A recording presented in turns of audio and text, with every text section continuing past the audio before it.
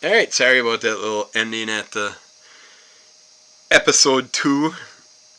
A really good family friend passed away, and that was his wife letting me know that I didn't realize he was so badly off, but he was up there in age, so he definitely lived a good life and had a lot of fun. They traveled all over, so they did it right, if you can afford to. Alright, let's get back to it, boys and girls, starting out with Punchline, Book 1, Blood Sisters. I'm curious what this is. I love Antarctic Press. But they haven't been coming out with much new stuff, so I haven't been promoting them as much.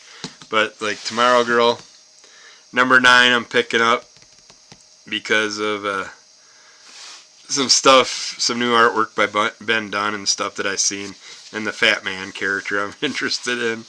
But yeah, I love Antarctic Press. I love Ben Dunn, everything he does. So anything by that company I like to definitely promote, but I just have not checked out a lot of it. I know nothing about the Valkyrie Saviors. I'm not that big into that lore. Jungle Comics and stuff, iffy. Exciting comics I like. Not big on the too many barbarians, but I should check out a newer version of Yor. This is issue 3 of 4, so that's not bad. It looks like a fun story with him battling a giant spider. But we're checking out Punchline Book 1, Blood Sisters, trade paperback. This is by Bill Williams and Matthew Weldon. New digest size edition. Collects Punchline 1 to 5. I didn't realize this was a collection. I should have known. Book 1, duh. After decades of wearing a cape and protecting the city of Seahelm, Mel is forced to retire and train her replacement. The new cape in town is Jessie, a teenager who is different from Mel in almost every way. Together they chase the other super types from Mel's past, leading to a brutal confrontation with the monster called Sawtooth. The first 5 issues of Bill Williams and Matt Weldon's seminal superhero series, now condensed to pack more Punchline. I like that it's a compact one. I might just have to pick that one up. We'll see what happens. I also got a Magical Sisters digest. Is that one also going to be? That one doesn't say that. It's in that digest format. Other than that, yeah, the Tomorrow Girl number 9, I want to pick up and check that out.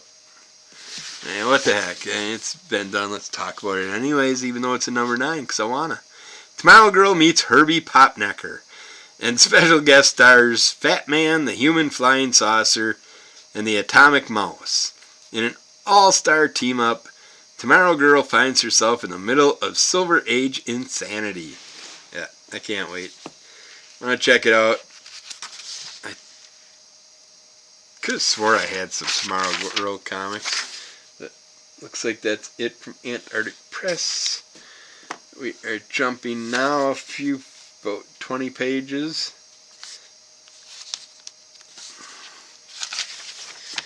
To Spellslinger number 1 by Zach Chapman and Ben Turdick and Sal Monaco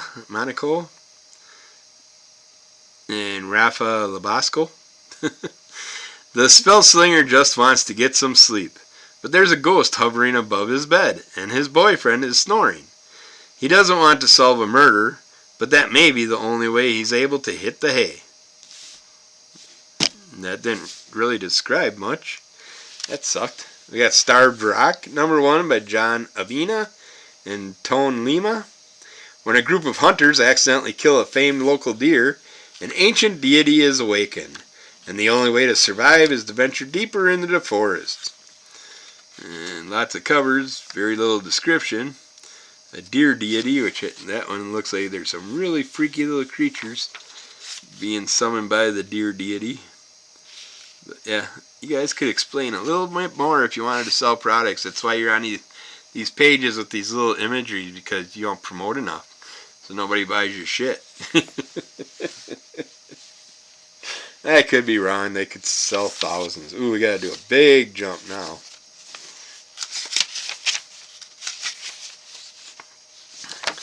Alright, we're going to Godzilla, the official pop-up book. I got a $50 price tag. I suppose if you got Godzilla popping out of the book, it's going to be huge. It's so huge. So huge I can't believe it. This is done by Matthew Reinhardt. Unleash the immense power of Godzilla with this pop-up masterpiece by world-renowned paper engineer Matthew Reinhardt, featuring vintage artwork reinvented for a modern audience. Behold the stunningly stylized renderings of Godzilla and the many monsters from Monster Island in this one-of-a-kind collectible. Delve into the lore of the monster with fascinating information and insightful analysis written by an expert in Godzilla's history while coming face-to-face with the creature in stunning 3D, featuring expanding flaps, pull-tab attacks, and one of the tallest pop-ups to ever rise from the depths of a book. So I can see that pop-up being probably a 4 to 6 fold that just floop, floop, floop, just keeps going farther and farther as you're pulling open the page. Could be interesting. We got Animals #1 by Keith Foster and Ed Condon and Carlo Ramiro. New horror from Those Twisted Minds. I hate when they do that. I wish I would have caught that so I could read it like that instead of saying the names and then doing it. A hunter in Olympic National Park dies from what an eyewitness insists was a long-dead elk coming back to life to exact revenge. Next, a bear stalks a camper with human intelligence and determination. Animals are killing people, and it's up to Sheriff Jack Bertrand to figure out why. 322. Jump one page. Ooh, this is from our friends. We got Jungle Drama, Salty Beaches #1 by Troy Dungara, Danny Harrell, Eric Marshall, Natsuki. It's summertime in the jungle, and Chama and Lana hit the beach for a much-needed vacation. Will they find true love, a summer fling, or head home with sand between their cheeks? It's all good times and tan lines in Jungle Drama Salty Beaches. And don't miss the keen variant covers by swinging superstars like comics legend John Bogdanov.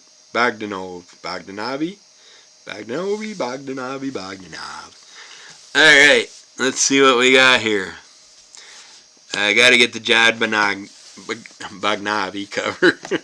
The old, suntan lotion pitcher commercial that's been parodied a million times. Not sure.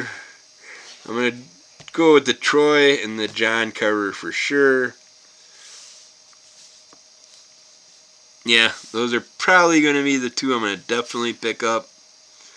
Not sure if I'll pick up a third or not. We'll see what happens. Alright.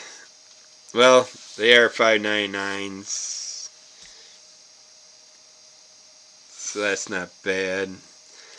Until you get to the metal cover and it's $100. I want to see one of these metal covers, but I don't know if I really want a heavy comic that's all metal that's going to rip probably through and damage my other covers. I don't know. Still kind of unsure of those, but I've never seen one yet. So you'll have to eventually pick one up, but not at those prices. Lucy, you spending too much. Alright, now we're going over to Stitches #1 by Anastasia Davis, Jason Garanga, Sergio Malangrito, and Rob Pryor. In developed with Sony Entertainment, the Expose universe expands with the Stitches, a violent gang of punk bros who defend their rundown trailer park from invading monsters from the Blood World. As the Stitches fight for survival under their maniacal leader Crooks, they prove themselves to be one of the toughest crews around. In doing so, the Stitches earn tons of street cred and the scary attention of Papa Duke, the ruler of Bloodworld. Yeah. It's a few punk things coming out lately.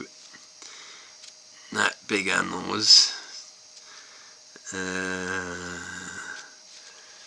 That's 326. Now we're jumping one more page to Exit City, number 1 of 4. Looks at Mark London, Carl Mostert, David Barron, Dave Sharp. In Exit City, there's a thin line between good and evil, and detectives McCormick and Miller are about to find out the hard way. When they come to the scene of a brutal accident, it becomes clear that the Major Crimes Division was called in for a reason. With minimal evidence, McCormick and Miller must work together through a web of seedy criminals, genetic experiments, and a crooked government. But that's not the only thing standing in their way. McCormick is hiding a secret that would make anyone question his capabilities. Exit City is the third thrilling title in Underworld, an all-new universe created by Mark Landon.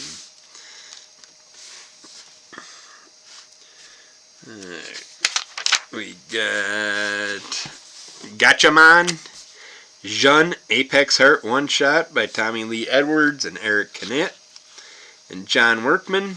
An elite squad of motorcycle riding death bikers have successfully hijacked an armored train transporting experimental international science organization tech.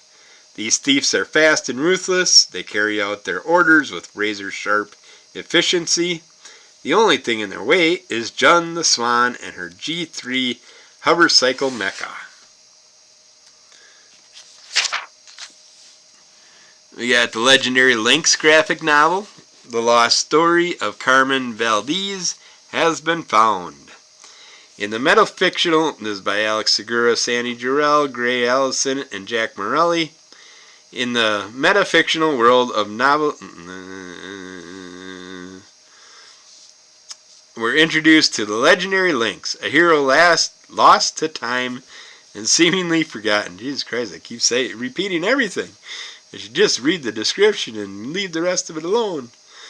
Now, for the first time ever, readers will share a knowing wink and travel back in time to experience one of the seminal lost comic book story. Are we going to say the seminal lost comic book story 500 more times and not give a description? Lynx, the classic superhero, must choose between her heroic responsibilities and an overdue debt to a friend. Experience all 4 issues of this fictional forgotten. Well, thanks for that description. Thanks for me wasting my breath on that. Spectrum number 1 of 6. Melody Parker is losing her mind. She's living on the streets of Seattle during the WTO protest of 1999. She is seeing things, androids, aliens, pigs in high fashion, and a creature named Echo, one of the sustained elemental beings with the power to alter reality through music. She invites Melody to join her as she brings about the end of the world. As Melody tries to escape this strange woman, suppressed memories from across vast spans of time flood into her awareness, bringing her very identity into question. You don't want to miss this stunning new release from writer Rick Quinn and music comic specialist Dave Chisholm.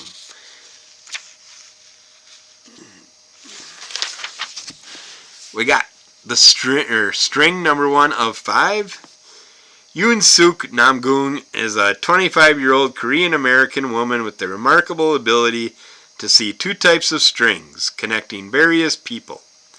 The first is blue and stretches between sexual partners. The second, dark black, connects murderers and their victims. If you have a murder that needs solving, Yoon can help. Worried your partner is cheating on you? Yoon can literally see the connections.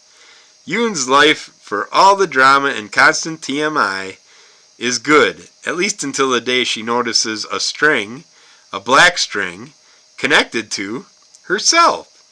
This means she'll either soon murder someone or be murdered herself. So dang, which one?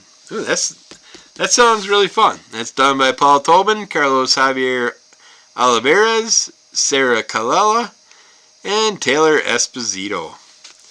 Yeah, finally, a fun new concept. Good job, people. It's 1 of 5, so I'm going to wait for the trade, but yeah, I want to read about that. We got Synap number 1 of 5. Big Secrets, Bigger Robot. In the year 2030, a family-run private defense company, Synap, secretly puts together the pieces of a mysterious giant robot while training physically gifted individuals to one day control it. However, with the startling increase in UFO sightings, the family finds their time is running out to assemble the ancient machine.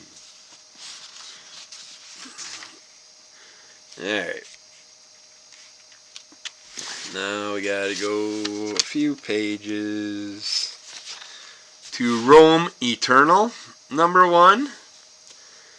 In a world where the Roman Empire never fell, it now stands on the brink of collapse.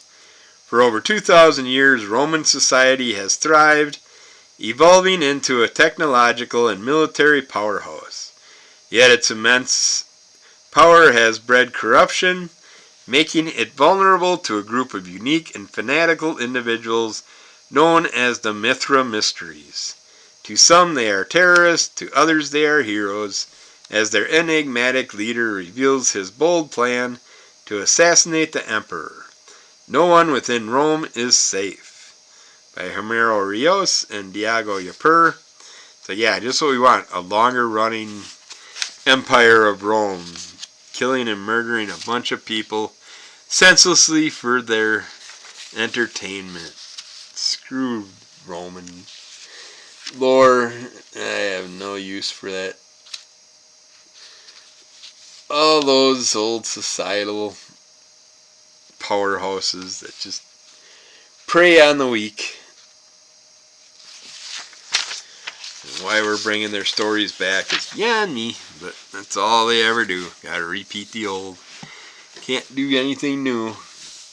Can't come up with their own ideas. Let's see, we got Aster of Pan, the Source by Merwan. When Aster and friends find refuge in an old abandoned factory, they encounter a reclusive community who preserved the technology of old. But neighboring city Fortuna's emissaries arrive looking to get their hands on those responsible for a low-tech cyber attack against their systems. What follows is a cat-and-mouse chase between fake terrorists, real spies, and the girl caught in the middle of this mess. Aster. Art looks fun. Kind of a Tank Girl style feel to this character. I like it. Could be interesting. Alright, next up. Oh, we also got Aster of Pan. That's still got it. That's got to be the. You got the source and the main book. So, well, Aster of Pan. The cover says 2, the source. Number 2, the source. I don't know. I don't know why they have it laid out like that. Why they want to combine the two. But definitely sounds interesting. Looks interesting. Alright. I gotta mark off where I am. So I'm not constantly trying to figure out what my next page is. Let's see here. We actually might be able to finish. Yeah, we should be able to finish this off. Might be a little longer episode, but this might finish out the previews this round. We got Calvira P.I. number 1 of 4 by Marco Finnegan and Ramon K. Perez. Well, that's a cover artist, sorry. In 1925, Juan Calavera died a hero. After a career spent outside the law defending the Chicano barrios, where the police refused to operate, he earned a reputation for fearlessness and a gunshot in the stomach. Now 5 years later, on Dia de los Muertos, his restless spirit has been summoned from the grave to help a desperate former colleague unravel a kidnapping all too close to home. With only days to solve the case before he is called back to the underworld, can Calavera reveal the identity of the masked human trafficker known as La Fantasma before tragedy strikes again, and solve the mystery of his own murder in the process? There's some black and white imagery. Alright, we're going to gotta jump a few pages, I guess. I'm guessing we're getting to some Rick and Morty stuff. Yeah, Rick and Morty Super Special Holiday Extravaganza #1. Alex Fear, Dean Rankin, Fred C. Stressing, and Warren Wakunich.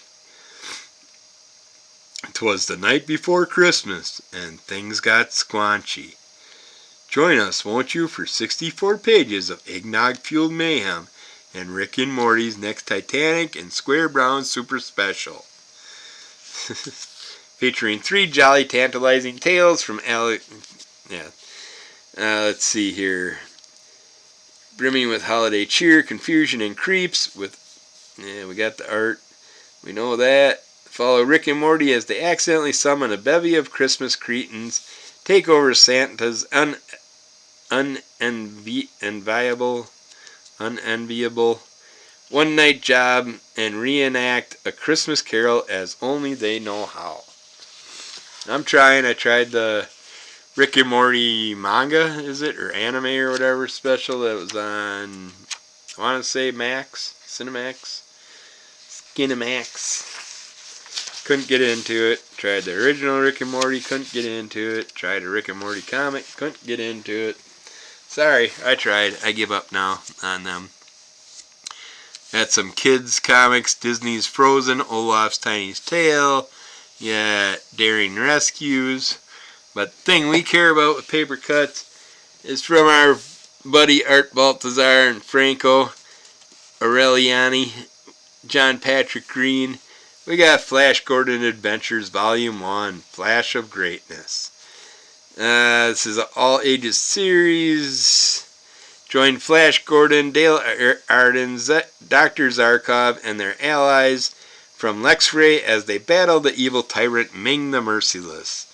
Readers will be thrilled by Flash Gordon and his friends' zany adventures while enjoying valuable but humorous life lessons learned about friendship, teamwork, how alien world gravity affects the digestive system, why a lizard machine is important for making new lizards, and why Zarkov develops a way to make fake beards for Ming to wear. And we also got this Lost in the Future Volume 1, The Storm, by Damian and Alex Fuentes. A school field trip to an ancient castle goes terribly wrong for a group of friends. When a dangerous storm erupts as they are about to leave the castle, 4 friends are cornered by their arch nemesis, the class bully who tries to pull one of his usual pranks. Instead, they all get the scare of their lives when they fall down a tunnel that transports them into the future. A future where mankind has nearly disappeared from the face of the earth, and where nature has taken control. The friends will have to face up to this hostile new world, as well as their nemesis, who must come to terms with his own trauma. If they are to work together, they have any chance of making it back home. Alright. A couple pages to, let's see here. We got, looks like Cadet Dread, Tooth and Claw Digest. It's done by Matthew Smith and various, Neil Gouge and various. Before Judge Dredd, there was Cadet Dread, a keen, fresh-faced apprentice, a stickler for the rules, with no idea of the legend he will one day become. Young Joe hits the streets of Mega City 1 for the first time, facing off against perps, monsters, and genetically modified movie stars as he learns how to become the greatest judge the Meg has ever seen. Zarjaz's adventures await inside his thrilling new collection. And that's one I'm looking forward to checking out. I like Judge Dredd. I like that we're going back to get to learn about him prior to becoming a judge. See what happens. They have lots of Judge Dredd stuff all the time, and it's just so much ongoing. I don't know where to start, so I'm glad I got somewhere to do a new fresh start. Alright, let's see what we got here. We got, no, that's all ongoing. We got Milk Run #1 by Brian Rahel and Jarrett Katz. Fans of Back to the Future and Minority Report will love this new 3-issue series. Go throw it away, please. Yeah, I'm gonna. You could have just left it out in the grass, but go throw it away. Yeah, I could leave it in the grass. Yeah. Bringing weird garbage in. Alright, what was I reading again now? It's fans of Back to the Future and Minority Report will love this new 3-issue series. Zach Morgan has a simple life. He works from home, has a nice apartment, loves living in Philadelphia, and can also create a magical portal that lets him travel through time up to 10 years into the past. What seems like a blessing quickly turned into just another part of his mundane life, becoming a way for Zach to save money on groceries by jumping to the past to pick up his milk, eggs, and other necessities. That all changes when a true crime podcast shines a light on a mystery he's wondered about for a long time. An unsolved murder he knows his powers can help solve if he just stopped thinking about himself for once. Sounds interesting. Okay. We're getting down there to the last few. 70. Oh, oops. One too many pages. Let's see here. We got Rant CPU #1 by Ken Christensen and M.K. Perker. A new irreverent comedy series from the team that brought you Todd, the ugliest kid on earth. I gotta read that. I at least gotta pick it up because my brother's name's Todd, and I gotta give him that book. Because I mean, he was close to being one of the ugliest kids on earth, and he scared the crap out of everybody in the hospital when he was born. But Rant CPU follows the misadventures of Silicon Valley's next big thing, an AI robot created by a hormonal and hyperactive 13-year-old and powered by a mysterious energy source of alien origin. Rant CPU features a dysfunctional family struggling to navigate the American dream whilst facing off against secret agents, Colombian drug cartel refugees, homicidal 7th grade bullies, self-help gurus, and tobacco executives. And I like that they got these 5 different robot style covers.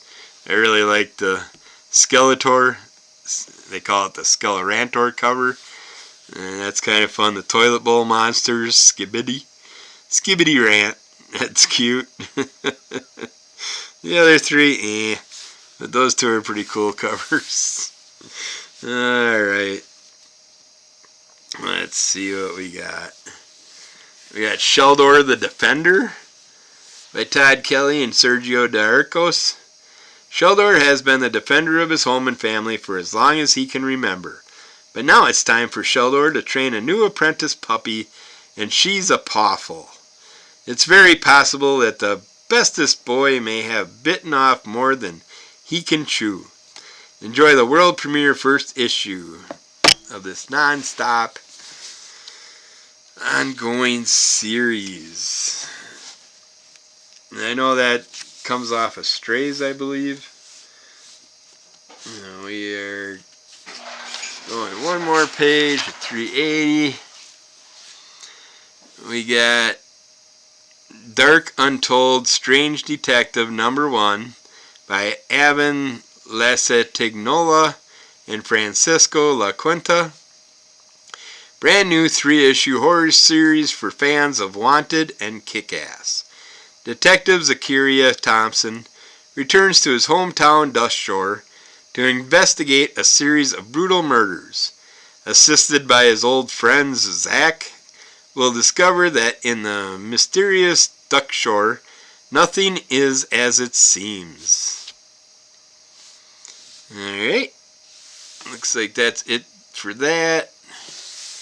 We got Final Interview number 1, and then they have number 2 right after it. Number 1, Lou Peterson. For fans of Squid Games and the game comes the new 5-issue horror series. At global powerhouse Lifeway Incorporated, 4 candidates for a mysterious promotion get pushed to their limits by a rabbit-masked interviewer. Mind games and moral test pit Tori, Hal, Iggy, and Brett against each other. By the end, one applicant is dead and the other 3 are prisoners. But even larger problems loom. The Red Door, a fanatical terrorist movement, has infiltrated Lifeway. Yeah. If you're interested in that, that's for you. Checking where we're at time-wise. Yeah, I think we can actually finish this off. We don't have far to go. Let's see what we can do here. We got Dinosaurs vs. Cowboys number 1 by Chris McCauley, Shane Chebsey, John McCrea, Owen Coveney. The Wild West just got wilder. Inspired by classic movies of the 20th century, Dinosaurs vs. Cowboys is a fun action horror romp with art by both the legendary John McCrea. Yeah, we got that all down. Steve White. Imagine a world in the 1800s that is suddenly reintroduced to its former prehistoric masters, the dinosaurs. What technology innovations would man create to survive in this terrifying new history? Find out as worlds collide in this new series from Scratch Comics. Okay. Didn't care for the movies. Don't care for the books. We got Peter Hogan's Black Forest number 1 by Peter Hogan, Glenn Fabry, and various Ryan Hughes. A new horror anthology for the modern age. The co-creator of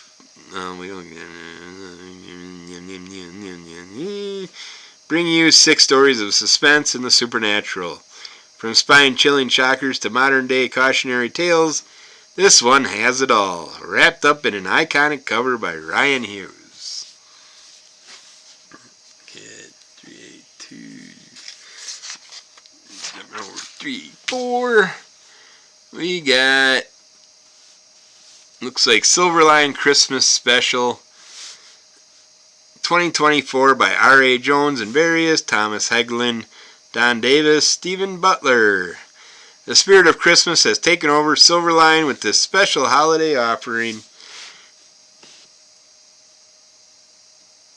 of Christmas short stories featuring characters from our popular series Trumps, Kalis, and Twilight Grim, and celebrating Silverline's first year of publishing.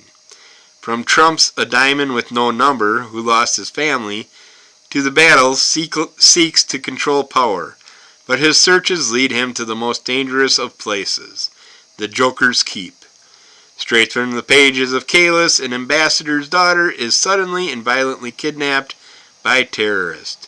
Scott Anders, the man out of place in time, is desperately called in to rescue her. Will Scott be able to do the impossible in time for everyone to have a Merry Christmas? And finally, Twilight Grim finds himself forced to enter into a battle that could bring peace to hallowed heights, even if it is just to celebrate Christmas. That's one I was considering, but I don't know now, because I don't really know if I know any of those characters. Gotta jump a couple pages here to Tony Hawk's American Fallout number 1. In a not-so-distant future, the world has been devastated by environmental collapse and economic turmoil. Skateboarding has become not only a form of entertainment, but also a mode of transportation and a symbol of freedom for the disenfranchised. Amidst the black backdrop, Skate Haven emerges as a shanty town built by a community of passionate skateboarders and Tony Hawk.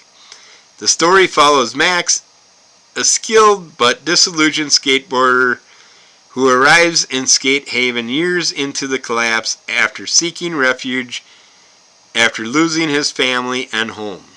Before they integrate him into the community, he'll face a round of challenges to earn their loyalty. So basically, in the future, all old people are dead because no one over 30, 40 years old is going to be on a skateboard. So it's like, yeah, lots of covers. I'd say that's probably the coolest cover of them. But yeah, I like Tony, but even Tony's getting too old to skate. Now he's doing commercials about old people medicine. Let's see, where was I going? Get off that Crow image because we found out the Crow movie sucked, which we expected. Why they're remaking one of the best movies ever is beyond me. Alright, we got, there's a Becoming Frankenstein Artesian edition for fans of that, but we're checking out Yule's Vision #1 by Jacob Stem and Chad Heinrich. Beginnings, Part 1. What do you do when you are driven from your home by a supernatural protector of the earth? What do you do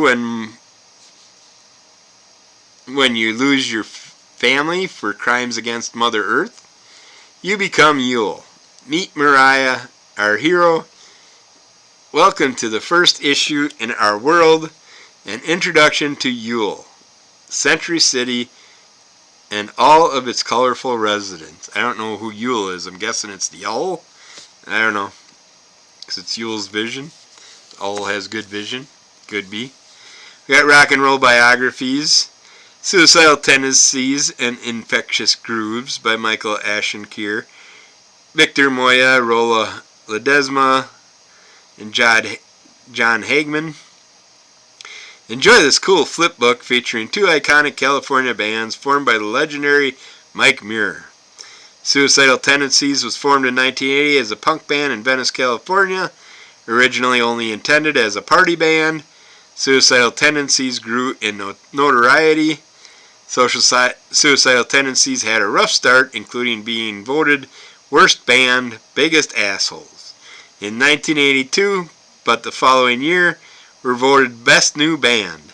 In 2000, Mike Muir eventually became interested in the funk music that Robert Trujillo had brought to the table. As a result, the two formed a funk metal side project in the vein of early Red Hot Chili Peppers called Infectious Grooves.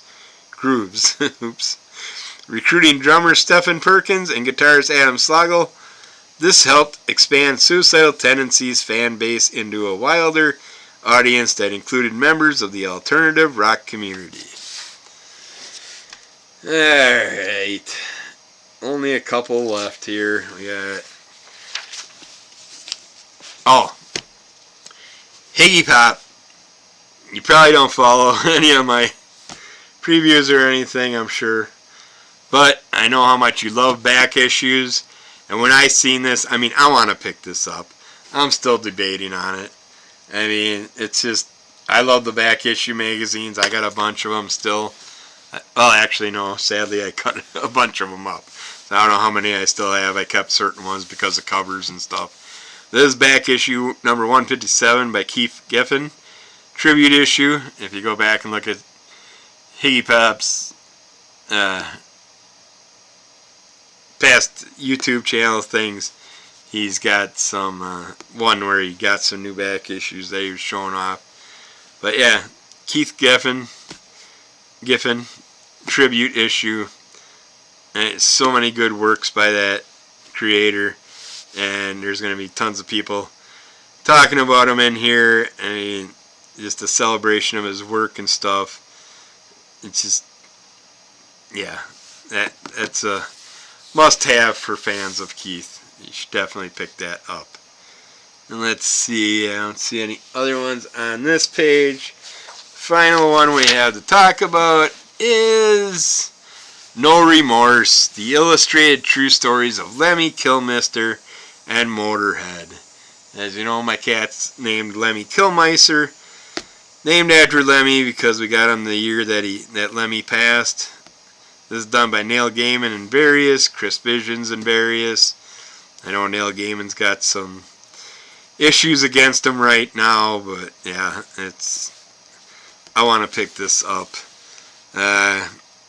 To celebrate the upcoming 50th anniversary of the legendary Motorhead, Z2 has gathered some of the greatest living musicians: Ozzy Osbourne, Lars Ulrich, Slash, Chrissie Hynde, Dave Navarro, writers Neil Gaiman, Michael Moorcock, pro wrestlers Triple H, Corey Graves, TV and film figures Matt Pinfield, Penelope Spheres, and bandmates Phil Campbell, Mickey D, Slim, Jim, Phantom, to their personal stories of encounters with the man who truly defined what it meant to be the living embodiment of rock and roll, Lemmy Kilmister, featuring a brand new foreword by his dear friend Dave Grohl. This book pairs 28 rock stars with 28 acclaimed illustrators to bring these incredible true tales of Lemmy Kilmister to life. Yeah, I'm picking it up for me, but I'm mainly picking it up for the wife. And yeah, I can't wait to show her that, but she'll probably see this in here and know about it beforehand. But that's it for the previews for this month. All our episodes are out. So hopefully you found something that you can pick up. I found a few things, not as many this month as usual, which is nice. So it won't be that expensive this month, hopefully. So keep following Under the Call of MS. Rate, review, subscribe, tell a friend, and we'll get back with more of this stuff soon. Thanks. Don't forget to give us those likes.